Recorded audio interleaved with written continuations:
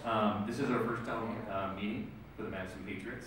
My name is Joe Schiefert. I'm going to do some introductions right now. I'm the Vice President. Keith Strzok is our President. He is unable to be here today.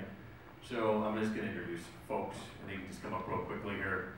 We have Brendan Pausch. We got Jesse. You want to come up? Bo. We got Katie Churches.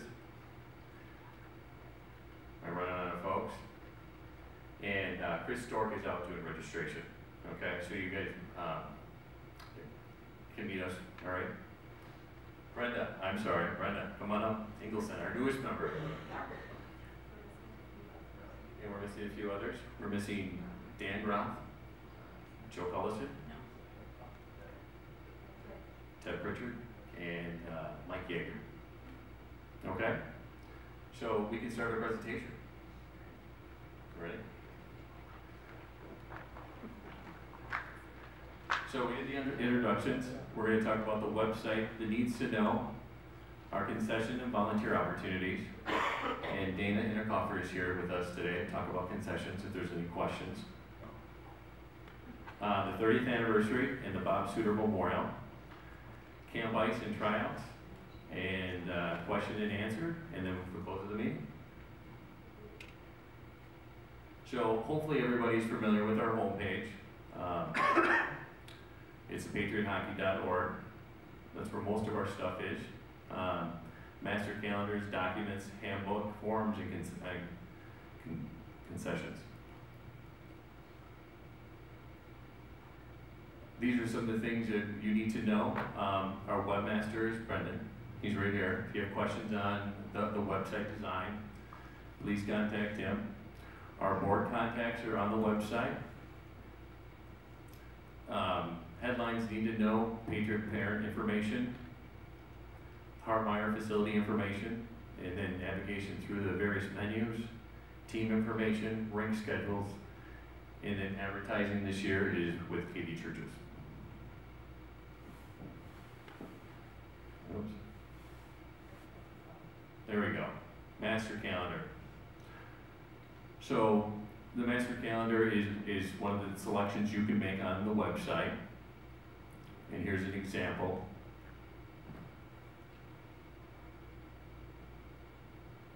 The need to know about the documents. There's everything that you would want to know. Our handbook is in the essential documents. Parent code of conduct. I'm not going to read all of these things to you. Why don't you take a look at this? Our bylaws are on there. Registration information. There's a team manager resource sheet. Of course, the Waha Births record form for those team managers as well.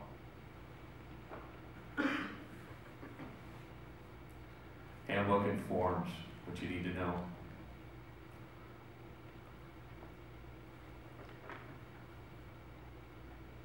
So this is kind of going through, I believe, the handbook forms, the essential documents.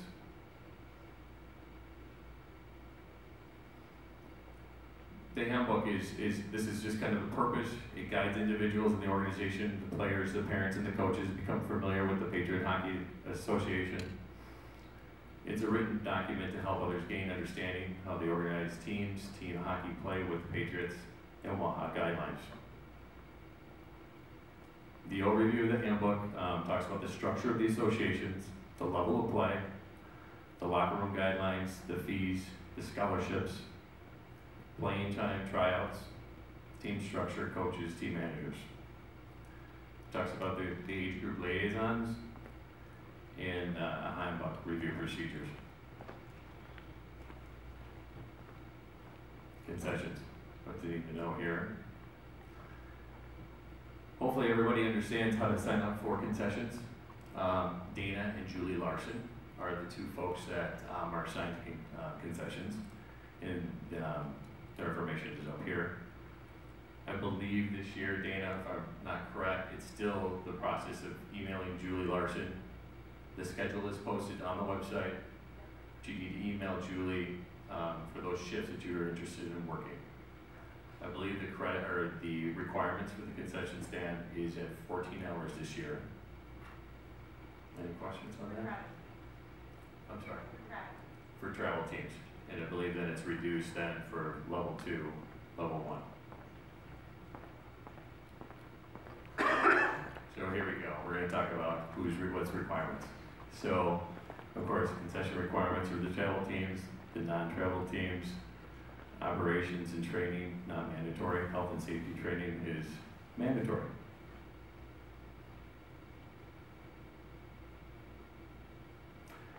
This is our big 30th anniversary, so we are going to have a big kickoff for it, okay? It's going to be October 18th. Dan Groth is our contact for their 30th anniversary. It's going to be at the Hartmeyer. We're going to have food and games and all that good stuff. Of course, the public is welcome. We're going to have reduced prices for the Whaler game that night, and it should be a great event, so we're looking for a lot of participation. All right, folks? The Bob Suter Memorial. We've had a lot of discussion about this at our last board meeting. My understanding is we are going to go forward with a memorial plaque for Hartmeyer Ice Arena, and then also one for Bob's wife. So we're going to do some fundraising for that. I believe it's going to be by donation. So we'll have more information regarding that.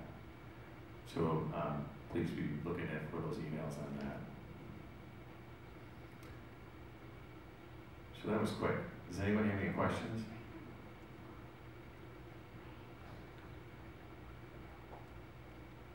No. So the On-Ice Committee is really going to go over trial team placement and explain that process.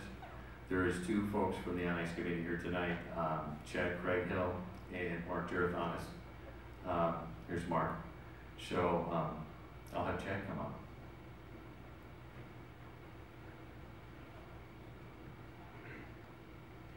Thank you. Appreciate you having me today. My name is Chad Craighill. I am with On-Ice Committee. Have been for maybe 6 years or so. Prior to that, and actually overlapping some of that time, I was also a member of Patriots board. So I have a little bit of experience. Any questions you have, feel free to ask me. If I can't answer, I'll try to point you in the direction of where to get those answers from. Wanted to talk a little bit about this town hall meeting itself. And what does it kind of result from? And that the answer to that question is that it's from the surveys, those year-end surveys that we receive at the end of the year. What do we do with those? And one of the things that we see is some misunderstanding, some conspiracy theories of all this team placement stuff. And so part of this town hall meeting is to dispel any of those, not to make this any type of secretive. It never has been secretive. We've always been open for any questions that have occurred for it. So that is one of the reasons why we're here, why we're doing the town hall meeting, get in front of you, introduce ourselves, and then also introduce you to the team placement process as well. So team placement, we actually, if you want to talk about it, we start with Camp Ice session first of all, and I'll talk a little bit about Camp Ice in just a minute exactly what that is. The format for it is that we're going to have 4 sessions of Camp Ice. There's going to be one specific goalie session as well during that Camp Ice 2-week period. And then we'll move ourselves into team placement. And again, 4 sessions for the team placement. That's a little bit more of a condensed schedule. We want to try to get through that as soon as we can, so we do that over the course of 1 week. Begin on a Sunday and conclude on a Saturday. The board will have a chance to meet after that and approve those recommendations we make.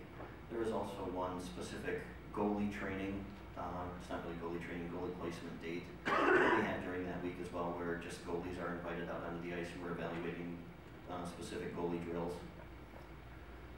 Following that team placement meeting, the On-Ice Committee will meet on a Saturday and we'll put forth recommendations to the board for the teams, and the board will then meet on Sunday to either approve those or send those back to the On-Ice Committee for changes. And so this is how it looks. I made this calendar, I think during the summertime, so our dates aren't exact on that. Today's the 21st. We're starting Camp Ice tomorrow on the 22nd, and that will run for 2 weeks. Typically each travel team has 2 sessions per week during that first 2 weeks. And then team placement will take place between October 5th and October 11th. And then 2 meetings are up there after that. By a show of hands, how many people are going through the team placement process for the first time? That's about what I expected. How many people are going through it for just the second time? And then the rest of you are all seasoned veterans with that? Okay. I'll start from the very beginning because of all the numbers here that are going through for the first time, and just kind of give a very thorough explanation of some of the things that we're going through in the process itself. So what is Camp Ice? Camp Ice is an opportunity for the skaters to transition from their fall sports, from their summer sports, or if they're not doing any other sports, back into hockey. Gives them a chance to get their legs back. We're also going to introduce some of those drills that we're going to be doing during team placement during the Camp Ice session. So they have the opportunity to become familiar with those and accustomed to those, so it's not brand new for them. We'll have potential head coaches. We've sent out emails querying the association for anybody who's interested in coaching. So we'll have those potential head coaches running those Camp Ice sessions. We'll have practice plans. It's kind of loosey-goosey. The kids are getting back onto the ice and they're all excited, and it's kind of a fun time to be back in hockey after the reprieve of summertime. Camp Ice is optional. It's not something a skater has to do. It's probably to their benefit, just getting more ice time and getting ready for team placement. But it's not something that is required. There's no penalty for not attending those. Just an opportunity for the skater to come out and get some extra ice. There is no cost. We built that into the association fees, this Camp Ice, so no additional cost for Camp Ice. And the only caveat to coming out on the Camp Ice is that you must have your $200 paid for your deposit. And hopefully we'll get that taken care of. Team placement will begin following Camp Ice during the week of the 5th through the 11th. The caveat there again, to get out on the ice, we have to have that $200 deposit paid. Once that's done, then free reign for team placement to start. Something new this year, the board has made a decision to close the ice from parents, I guess. They're going to cover the glass on the concessions side, and there will probably be areas where parents are allowed to be and areas where parents are not allowed to be. So I'll let the board handle that when time comes. But that's my understanding, is that it's going to be in front of the concession stands where the parents are going to be allowed to congregate during their skaters' team placement. Nobody will be allowed up in the stands watching the team placement. We may see a coach or two up in the stands, and I'll talk about that in just a little bit, about the reason for those coaches up in the stands. But other than that, it should be just everybody in front of the concession stand. And kind of the breakdown for how we do Camp Ice. We made this change maybe 2 years ago or so. We used to do a skills session at the very beginning on day 1, first team placement session. And we decided that, we're really trying to evaluate hockey players. It's okay if a kid looks good going around a cone, but, what we're here to do is to evaluate them as hockey players. So we took the first 2 days and we're going to work on competition. We'll do a quick warm-up with them and then work on 2-on-2, 3-on-3s. And then following that second day, continue with that competition, 4-on-4s, 5-on-5s. Following up with day 3 of doing some skills, seeing how that individual does skate around those cones, shoots, kind of individualize those skills to assist with the competition score. And then day 4 will be another day of competition. And that is possible that we will invite only certain skaters to come back for the 4th day. We're not really sure how that's going to all turn out. It just depends on how the scoring goes. Typically what we see in team placement are there are some real outliers. There are some really fantastic skaters, and there are some skaters that could certainly use some help. And we kind of know where that team is going to fall. We're trying to look for those individuals that fall in that middle. Those middle skaters, where are they best going to be suited to be placed in on which team? So that might be one of the reasons why we do the invitations back. One question I get quite a bit about is a skater missing team placement. We've got overlap with some fall sports. Soccer is still going on, football is still going on, and that's pretty common. And Honestly, if a skater misses a single day of team placement, typically the evaluators are able to still place that skater without too much problem. Once you start missing 2 and 3 days of team placement, it's more difficult for that evaluator to focus on that individual and get them properly evaluated. So what we typically say, 1 day, no problem, 2 or 3, it's going to be hard to evaluate that skater.